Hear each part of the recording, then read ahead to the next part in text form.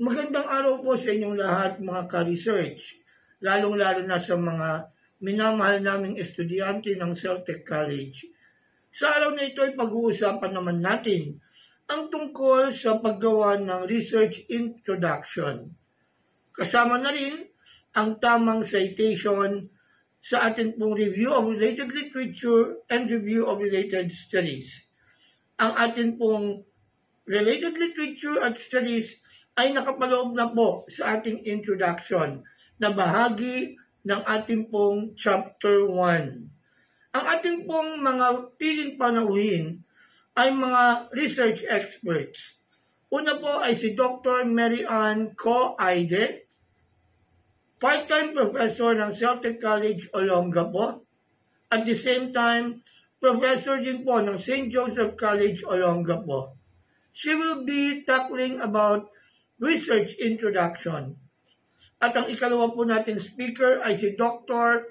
Froilan Mobo, research expert, international speaker. At the same time, siya po ay researcher ng Philippine Merchant Marine Academy ng San Narciso, Zambales. Kaya mga ka-research, simulan na natin ang pag-aaral ng atin pong research introduction at kung paano bumuo ng related literature at related studies. My topic is all about the background of the study or the introduction of the research paper. This part of the paper provides the readers the background information of the study or the present problem that the researcher is going to investigate, analyze, evaluate, or assess. The purpose of this part of the paper is to ascertain the framework of the research study where the readers can understand its relationship with the other literatures, researches, or studies. In this manner, the researcher could clearly see the research gap and could be able to determine the problem of the study accordingly. Mostly, ito yung mga katanungan na hindi pa nasasagutan o wala pang pag-aaral o research study sa kasalukuyan. Moreover, the researcher should gain the reader's interest about the topic or the study, lay the extensive foundation for the problem that leads to the present study. It also illustrates the place of the study on the larger context of the scholarly literature that presented in global and local perspective, which will reach out the specific reader. In this part of the paper, it is usually presented in general to specific content or macro to micro perspective. In writing the background of the study, the simplest format on its content contains 4 paragraphs. To explain further, the first paragraph presents the global situational analysis of the problem that grabs the reader's attention. It is supported by literature and studies from different continents with at least 5 in-text citations. So, sa first paragraph, mababasa ang mga impormasyon ng research study na may kaugnayan sa iba't ibang lugar, specifically sa 7 kontinento ng mundo, which are the Asia, Europe, Antarctica, Australia, Africa, South America, and North America. On the second paragraph, it described the ASEAN situational analysis of the problem with at least 5 in-text citations. As clearly defined and identified, the second paragraph presents specific content than the first paragraph in a smaller perspective, which shows information of related literatures or studies in Brunei Darussalam, Cambodia, Indonesia, Laos, Malaysia, Myanmar, Philippines, Singapore, Thailand, and Vietnam. Meanwhile, on the third paragraph, it compares or evaluates the global and ASEAN literature with at least 5 local related literatures or studies. In this paragraph, it shows the gap analysis between and among the literature or studies presented in the first and second paragraph. Tinatalakay dito ang mga critical na issue, trends, or controversies sa bansa kung saan ginagawa ang kasalukuyang pag-aaral o research study. Ang mga nasabing literatura sa paragraph na ito ay dapat na may kinalaman sa kasalukuyang pag-aaral o research study. However, on the fourth paragraph, it should be clearly emphasized why the research is worth doing. Dito natin mababasa ang main objective ng research study, the scope, possible key results, solutions, implications based on the analysis of the reviewed literature. In this paragraph, it will also present the possible significant contributions and advantages in the field of work.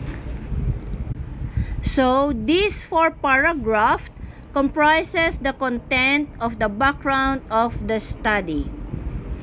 Lastly, I would like to remind everyone that in writing the background of the study, always insert a citation or references to avoid plagiarism. Thank you very much for listening. It's a pleasant afternoon, everyone. So I'm Ambassador Dr. Froilan Dimobro from the Philippines. So I'm going to discuss, deliver the topic about writing research in the 21st century. The most important part of your study of your research is literature review, which is the important factors that can be asked is the importance of the questions being asked, the current status of the topic, the relationship between the literature and the problem statement, and the summary. So most of us researchers and writers, what we do when we do literature review, sometimes we have to read the abstract. But on my part, what we do is, before we come up with a good title, I see to it that we need to read literatures before coming up an idea, because when you read more literatures, definitely you will be having no ideas that can be strengthen or justify your study. Just like what we're doing in one of my students in Malaysia, what we're doing in his PhD is the student is, I advise him to do a literature review first before coming up with a rationale. So when you do a literature review, for sure, you will be enlightened what will be the content and focus of your study, if that is relating to your field of expertise. So literature review, it is a narrative or review, which is type of review article.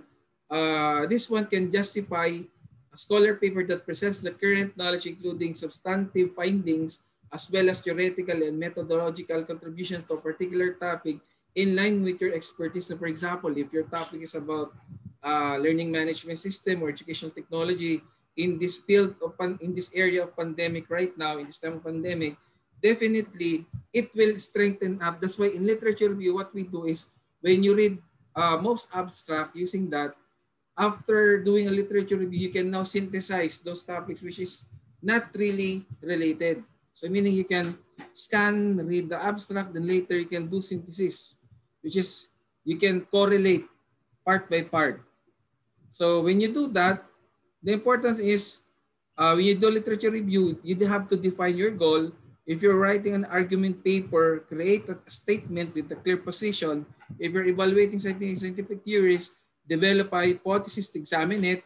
If you're providing a self-contained review or writings on a topic, state your project's purpose. So at the beginning of any paper, define your paper's purpose so that the literature review will be anchored or will be aligned to your specific point of view or to your topic. For example, if your topic is about the learning management of system amidst this pandemic, So you should do a literature review related to that. And then if you want to do it, you just synthesize it so that it can correlate. So do your research, review a number of texts, which as I mentioned a while ago, that must closely pertain to your topic and position and are written by most relevant scholars. So just like what I mentioned, it is much important to check first your literature review. As much as possible, you can use published paper in refereed journal. And be sure to include the most pertinent publication by those scholars. That's why we have a ruling in research that should be 5 years between the gap. Okay? So if your studies between this year, you have to go down 5 years below. So, and the relevance, as you summarize each publication, it provides the context for the publication's importance by tying its main points of your thesis, for example, the statement of a problem, the rationale, in the title. So this thing can relate, establish its relevance to the discussion when there is a need, so that when you present your paper, you can really explain it, expound it very well. So develop review logically. It is that you think a literature was a development of an argument, what were the earliest ideas and the topic and how did they grow and evolve in the academic conversation is very important, because if you're going to do those peer review, you would definitely follow the standard of the journal. So you can also include references, works cited list. No? So as you are rewriting the literature review, you will mention the author's name and other publications, years in your text, but you still need to compile comprehensive citations for each entry at the end of your review. So there is a need to do that, especially if the paper is relating to one specialization. So you need to focus on that area. Okay? Now again, it depends to the institution if they're using APA, MLA, or Chicago guidance. It depends. Now, there are many different ways of citing resources, for your research. The citations that sometimes depends on the academic discipline involved. For example, if the paper is relating to psychological, you can use this for education, psychology, sciences. You can use APA. That's why most social science researchers, they're preferred to use APA. But if you want to use MLA, you can do this a style which is being used by the humanities. No? So there are so many ways on how you can do it. And then Chicago, it is a general style used by business, history, and the fine arts. But so that's all for my presentation. So good afternoon once again.